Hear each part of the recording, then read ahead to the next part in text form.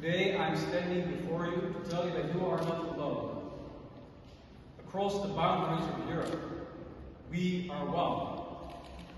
Despite the 2,000 kilometers that lie between us, we are one.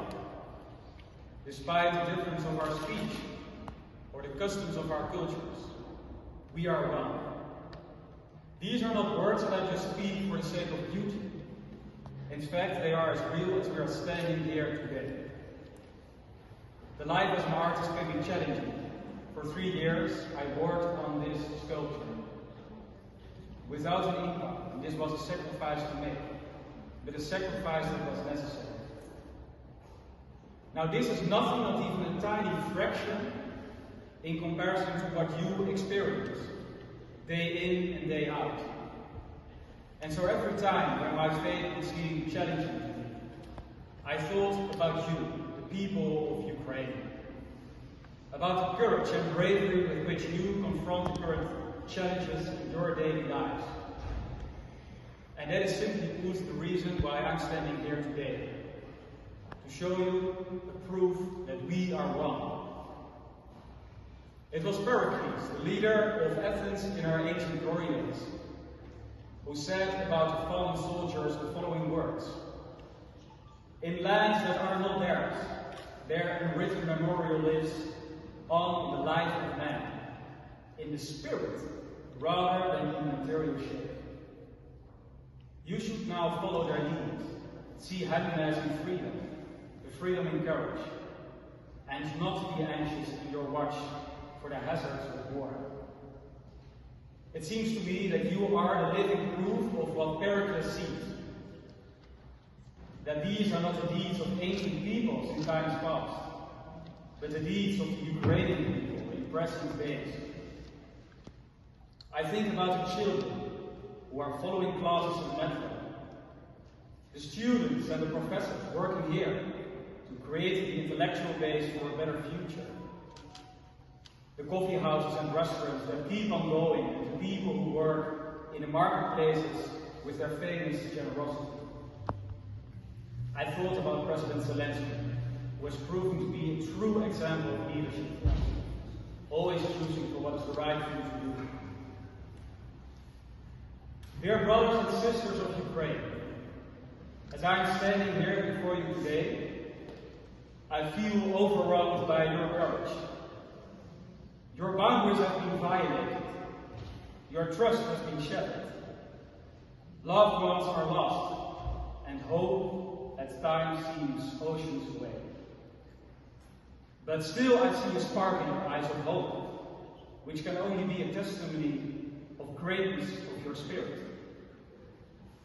We have no idea, not the slightest clue, what the future will bring. But there's one thing that I know for sure. Your bravery will stand as a monument above time, being an example and guiding light for so many people and generations to come. If there's one thing made clear in this war, it is that you are driven by a holy cause, and that is the fight for freedom. So that in the future you are able to walk together, hand in hand, without that boiling pain of fear for your life. Alas, some people in modern times advocate a world of suppression and aggression. But we must never accept that as a reality. Instead, I see a vision in front of me, as real as you are standing here today, of a free and flowering Ukraine, celebrated for its extraordinary cultural riches, that unwavering nobility of its peoples and wonderful fields of flowers, that feel the Carpathian mountains like Vyshvanka dresses, where fresh rivers, streams, and animals speak to us about a world of peace and harmony. I see people dancing in circles as a celebration of the sacred unity with nature and all life on this planet. People from all over the world studying the books of Shevchenko, Taras Prokashko, Mariana Savka, and Ivan Markovich. This sculpture represents that vision. The child carrying the orb of unity, and the mother who is always watching over her child which represents the quality of freedom. But an undertaking such as this would never have been possible were it not for the help of all the people that stand with me. To begin with, I'd like to express my sincere gratitude to the Taras Shevchenko University for accepting my sculpture amidst their roles. Ksenia Smirnova, Nadia Selovina, Vasil Nazarov, I thank you personally as well. Secondly, I'd like to thank His Excellency Alle Dorhauta, the Ambassador of the Kingdom of the Netherlands, for his help and efforts to realize this undertaking. Above all, I have to thank my family, my parents, my brother and his girlfriend, my grandmothers, my uncles and aunts. And then, of course, the volunteers from the Netherlands, the people of Lifeline Ukraine, Wilco, the Dutch driver who transported my sculpture to Ukraine. Without the help of all of these people, this undertaking would not be possible. But let me finalize my speech again with what I started with in the beginning. My dear brothers and sisters of Ukraine, today I'm standing here before you to tell you that you are not alone. Across the boundaries of Europe, we are one. Despite the 2,000 kilometers that lie between us, we are one. Despite the difference of our speech or the customs of our cultures, we are one. These are not words that I just speak for the sake of beauty, but in fact they are as real as we are standing here today. Thank you very much.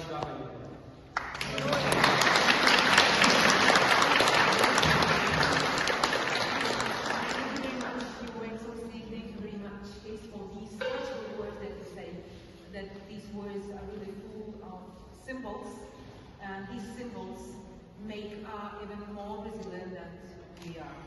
We have a lot in common between our countries, and this is also one of the symbols of the bridges between our countries, between our nations, between our cities, and it's the great pleasure that the place that the sculpture found here.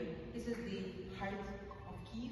This is the heart of Ukraine, as an academic heart and intellectual heart of Ukraine that is resilient, and we really feel the support of our partners and friends, if I may say so. Thank you very much once again.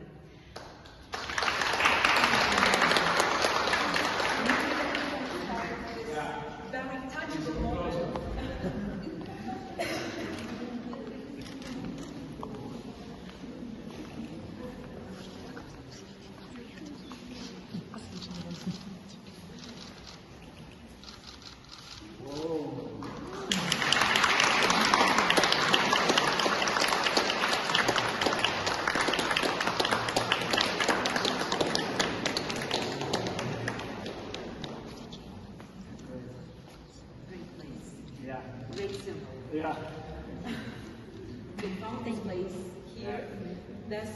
This place is also full of symbols, and I feel this very harmony for all our people and for those who are searching for knowledge, searching for love, searching for new spirit of the country.